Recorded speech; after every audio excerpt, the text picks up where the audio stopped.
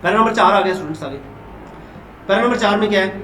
Increased बढ़ती हुई frequency तादाद, बढ़ती हुई तादाद ऑफ एक्सट्रीम इंतहाई वेदर इवेंट्स, मौसम के वाकयात की, मतलब इंतहाई जो मौसमी वाकयात है ना उनकी बढ़ती हुई तादाद। एज द इफेक्ट्स, जैसे असरात ऑफ ग्लोबल वार्मिंग के इंटेंसिफाई, शिद्दत को बढ़ाते हैं। जैसे ग्लोबल वार्मिंग के जो असरात है ना वो शिद्दत इख्तियार करते हैं। पाकिस्तान इज आल्सो विटनेसिंग, गवाह है, एंड इंक्रीज, एक इजाफे का, इन फ्रीक्वेंसी तादाद में, एंड सिवियरिटी और शिद्दत में, ऑफ एक्सट्रीम, इंतहाई ज्यादा वेदर इवेंट्स, मौसमी वाकयात का।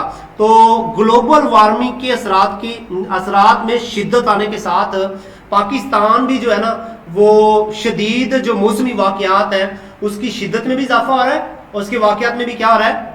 इजाफा हो रहा है। सच है जैसा कि फ्लूड्स, सैलाब, ड्रॉट्स, खुशक सालियां, एंड साइक्लोन्स और तूफान शामिल है इसमें। तो ग्लोबल वार्मिंग के असरात में इजाफे के साथ पाकिस्तान को भी शदीद मौसमी वाकयात जिसमें सैलाब, खुशक सालियां और तूफान शामिल है उसमें इजाफे का सामना करना पड़ रहा है। आगे कहते हैं जियोग्राफिकल डाइवर्सिटी, मुख्तलिफ जोग्राफिया या जोग्राफियाई तनों ऑफ पाकिस्तान का जोग्राफियाई तनों कंबाइंड विद मिलके द प्रेशर, तनाव के, ऑफ रैपिड अर्बनाइजेशन, तेजी से शहरों में आबादी में इजाफे के, एंड पॉपुलेशन ग्रोथ, आबादी में इजाफे के साथ साथ, तो पाकिस्तान के जोग्राफियाई तनों के साथ साथ अब शहरों में बढ़ती हुई आबादी का और आबादी में इजाफे का जो तनाव है ना मेक्स बना रहा है तो कंट्री मुल्क को पार्टिकुलरली खास तौर पे ससेप्टिबल, नाजुक टू दीज क्लाइमेट, इन मौसम के इंड्यूस पैदा करता डिसास्टर्स, तबाहियों के। तो इधर क्या बन जाएगा आपके पास बाहमारा तर्जुमा क्या बन जाएगा कि पाकिस्तान का जोग्राफियाई तनू और इसके साथ साथ शहरों में आबादी में इजाफा और आबादी में इजाफा, ओवरऑल आबादी में जो इजाफा है वो इसका जो तनाव है ना वो मुल्क को खास तौर पे मौसमियाती तौर पे पैदा होने वाली जो तबाहियां हैं ना उसके लिहाज से क्या बना देता है? नाजुक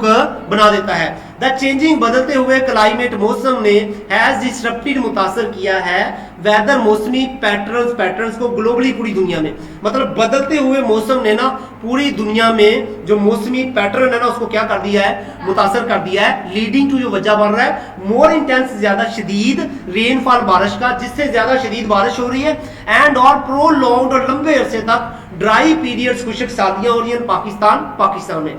मतलब बारिश हो रही हैं तो वो लंबे अरसे तक हो रही हैं तो वो क्या आ गया? आपके सैलाब आ गया आपके पास। अगर बारिशें नहीं हो रही तो पानी नहीं मिल रहा आपके पास क्या आ गई? खुशक साली आ गई है। तो इसका बाहमारा तर्जुमा क्या बन जाएगा?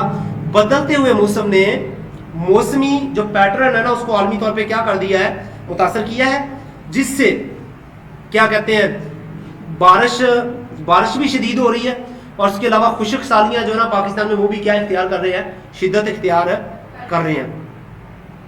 अच्छा, फॉर इंस्टेंस, मिसाल के तौर पे द 2010 फ्लूड्स, 2010 के सैलाब में अफेक्टेड, मुतासर हुए ओवर 20 मिलियन पीपल, 2 अरब से ज्यादा लोग, एंड कॉस्ट, और वजह बना इकोनॉमिक, माली लॉस, नुकसान का, एस्टिमेटेड तकरीबन एट $10 बिलियन, 10 अरब डॉलर का। तो इसका बाहमारा तर्जुमा क्या बन जाएगा? मिसाल के तौर पे 2010 के सैलाब ने 2 अरब से ज्यादा लोगों को मुतासर किया और शदीद, और जो माली नुकसान हुआ ना इससे वो कितना था?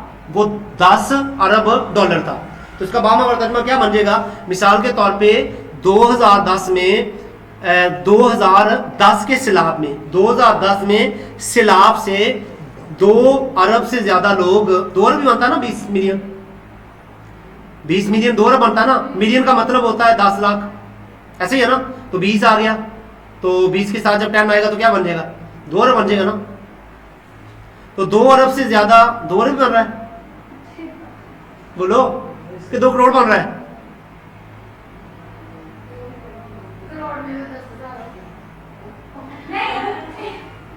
बोलो ना यार, क्या बन रहा है?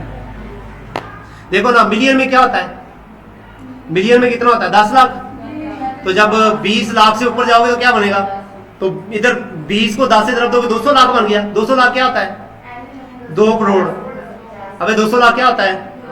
तो 2010 में सैलाब ने 2 करोड़ से ज्यादा लोगों को मुतासर किया और 10 अरब डॉलर का माली नुकसान किया। ओके हो गया?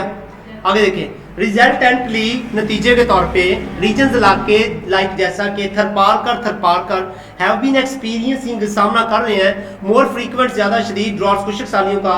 नतीजे के तौर पे जो इलाके हैं ना जैसा कि थरपारकर वो ज़्यादा शदीद खुशक सालियों का सामना कर रहे हैं विच हैव एक्सरबेटेड जिसने बढ़ा दिया है वाटर शॉर्टेज पानी की कमी को एंड फूड इनसिक्योरिटी और खाने की गैर क्या कहते हैं मतलब खाने की जो हिफाजत है उसको क्या कर दिया इसने कम कर दिया, खाना महफूज अब नहीं रहा। तो नतीजे के तौर पे इलाके जैसा कि थरपारकर जो है वो शदीद खुशक सालियों का सामना कर रहे हैं और जिसने क्या कर दिया पानी की कमी को और खाने की जो क्या कहते हैं खाने की जो हिफाजत उसका उल्टा क्या हो जाएगा, खाने के गैर महफूज होने को क्या कर दिया है बढ़ा दिया है। अच्छा था इंक्रीज इजाफा फ्रीक्वेंसी तादाद का मतलब बढ़ती हुई तादाद of these extreme weather events इन मौसमी वाकयात की इंतहाई मौसमी वाकयात की इज लार्जली ज़्यादा है ड्यू टू चेंजेस तब्दीली की इन एटमोस्फेरिक कंडीशन हवाई हालात की कॉज वजह बनती है बाय ग्लोबल वार्मिंग से। तो जो बढ़ती हुई तादाद है ना इंतहाई मौसमी वाकयात की ये दरअसल ग्लोबल वार्मिंग की वजह से है जिसकी वजह से क्या होता है हवाई जो हालात है ना एटमोस्फेरिक जो हालात है वो क्या हो जाते हैं तब्दील हो जाते हैं। इन रिस्पॉन्स जवाब में पाकिस्तान ने हैज डेवलप्ड बनाया है the national disaster risk management framework as part of its commitment अपनी कोशिशों का हिस्सा टू SDG 13 SDG 13 का। SDG 13 पता ना क्या है, क्या ये ऑब्जेक्टिव है सस्टेनेबल डेवलपमेंट गोल्स का। सस्टेनेबल डेवलपमेंट जो गोल्स है ना उसका ये 13वां ऑब्जेक्टिव है क्लाइमेट एक्शन के मतलब। तो जवाब में पाकिस्तान ने SDG 13 के हवाले से जो कोशिशें है ना उसके लिहाज से national disaster risk management framework को क्या किया उन्होंने बनाया है। आगे देखें दिस फ्रेमवर्क ये जो क्या है जी दिस फ्रेमवर्क इनहेंसिस बेहतर बनाता है डिजास्टर तबाही की प्रेपरनेस तैयारी को, तबाही की जो तैयारी है ना उसको बेहतर बना देता है उसके लिए तैयार रहने को एंड रिस्पॉन्स जवाबी मैकेनिज्म कार्रवाई को। मतलब ये जो फ्रेमवर्क ये क्या करता है भाई साहब जो तबाही वाक़या होती है ना उसके लिए तैयार रहने को बेहतर बनाता है और साथ में उसकी जो जवाबी कार्रवाई है ना मतलब उससे बचने के लिए उसको बेहतर बनाता है। एमिंग मकसद है टू बिल्ड बनाना रेजिलियंस का क्या मतलब होता है मजबूती इन वुल्नरेबल कम्युनिटीज कमजोर कम्युनिटीज में। तो जो कमजोर कम्युनिटीज है ना उधर क्या दिखाना है रेजिलियंस दिखाना है मजबूती दिखाना है। तो इसका बामा तर्जमा क्या बनेगा कि इस फ्रेमवर्क का जो मकसद है ना वो तबाही के लिए सामना करने की तैयारी और जवाबी कार्रवाई को क्या बनाना है बेहतर बनाना है और इसका मकसद है कमजोर जो कम्युनिटीज है ना उधर क्या करना मजबूती पैदा करना है। ओके हो गया बच्चों।